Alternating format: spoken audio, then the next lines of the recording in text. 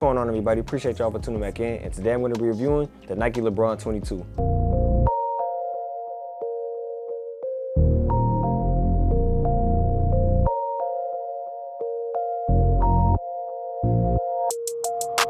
Phone started jumping.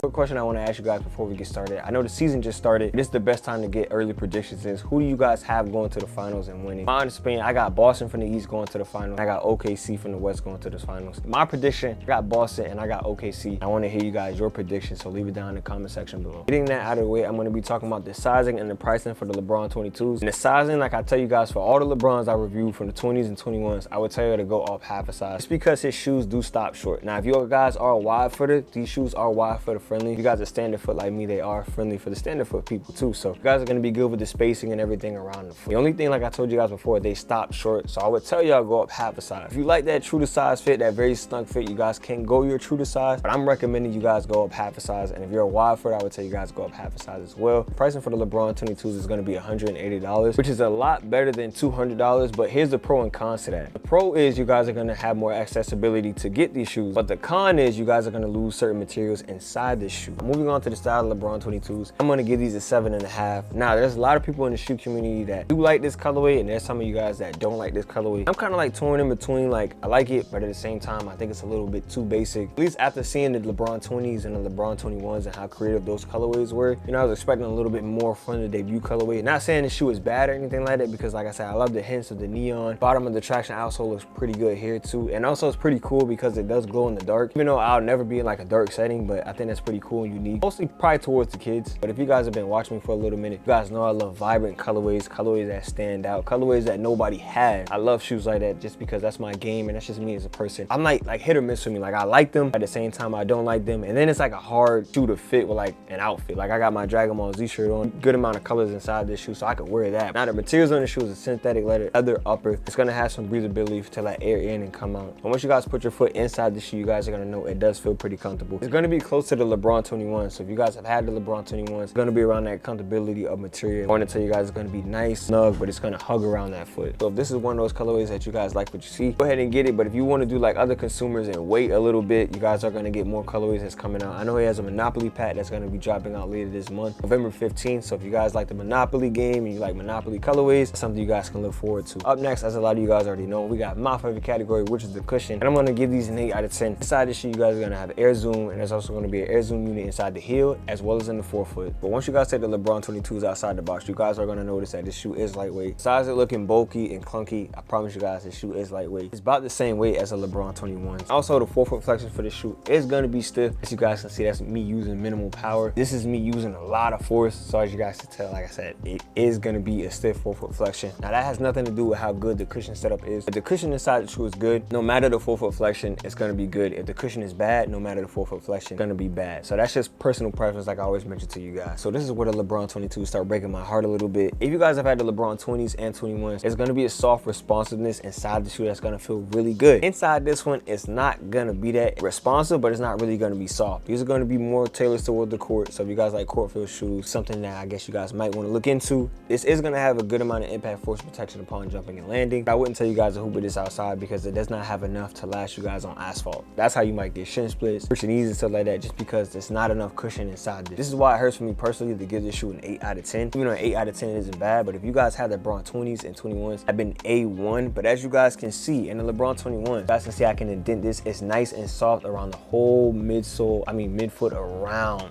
the shoe. You feel what I'm saying? It's nice and soft. You can indent right there. Now in the 22s, it doesn't have that much cushion. This is pretty much the midsole. That isn't much cushion, and like I mentioned to you guys earlier, pricing of it, you guys are going to lose some materials inside the shoe, and I feel like this is one of the categories that did take a hit. As you guys can see, it's just next to each other. How thick the midsole is in the 21, look how minimal it is inside the 22s. It honestly hurts me because that's one of the best categories I felt in the LeBrons, at least of this generation, has been the cushion. For it to be an 8 out of 10 isn't bad. They kind of hurt my heart a little. If you're also one that fell in love with the cushion setup of the LeBron 20s and LeBron 21, sorry to say in the 22s, it's still good. It's just just not as great as they were. Now on foot, you guys are gonna be able to attack the basket, shoot out the dribble, play post, play defense without having any foot pain, knee pain, shin splints, or anything like that. You guys are gonna be able to get away and have a good impact force protection upon jumping and landing. Like I mentioned earlier, I wouldn't tell you how to take the shoe outside because it is not enough. Moving on to the traction of the LeBron 22s, and I'm gonna give these a 7.5 out of 10. You guys are gonna hear a good amount of squeaking here and there.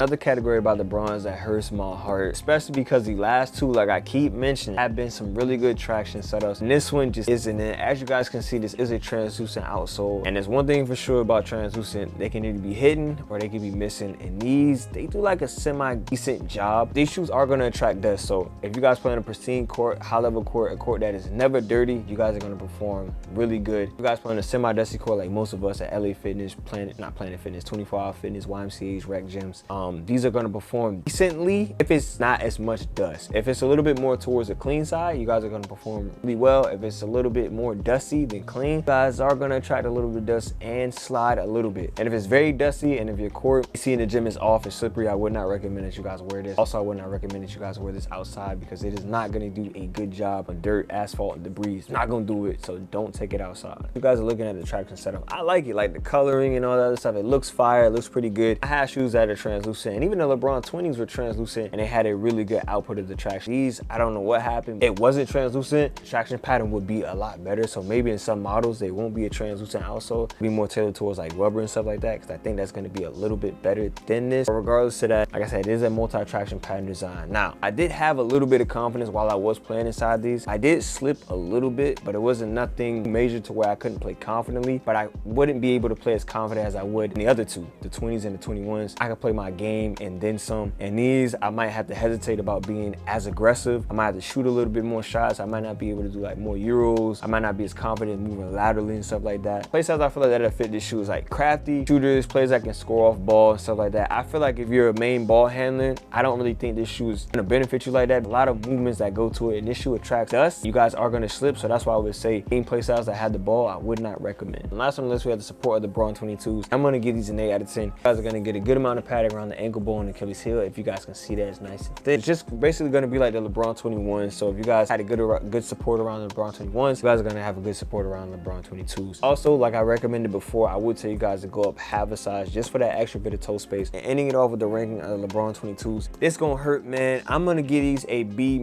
and boy, is that a drop off from where they previously were. If you guys watch my other reviews, I put them on the screen for you guys, the 20s and 21s. Them things was sitting at A's, and now this is a B- only because a little bit of tweaks that they decided to make. It just took out what made the LeBron 20s and 21s so good. Bigger than this, and it had more cushion, it was soft and responsive. It just took that away. And the traction pattern, the traction is what took a major hit. The tracks dust, slip and slide a little bit, nothing too crazy, but you do slip and slide a little bit. It's gonna go ahead and be the end of this video. As always, I appreciate y'all for liking, commenting, subscribing, tuning in, doing my community polls, my shorts on Instagram, liking the video. I always appreciate y'all. Now, the next few videos that's gonna be coming out, I gotta drop this 2-way 5, New Balance 2-way 5s for you guys. 2 sneaker battle videos, the Ja 1 versus Ja 2. Some of you guys have been asking me about that and curious. LeBron 22 versus 21 and the 20. So that's a sneaker battle that I might drop too. I'm gonna have Chauncey send us out. I'm gonna see you guys in the next one. Got anything you wanna add to it, Chauncey? What? That's your end intro? Yeah, that's the end intro. Thank you for guys watching Tate's video. See you next in Tate's video. Bye.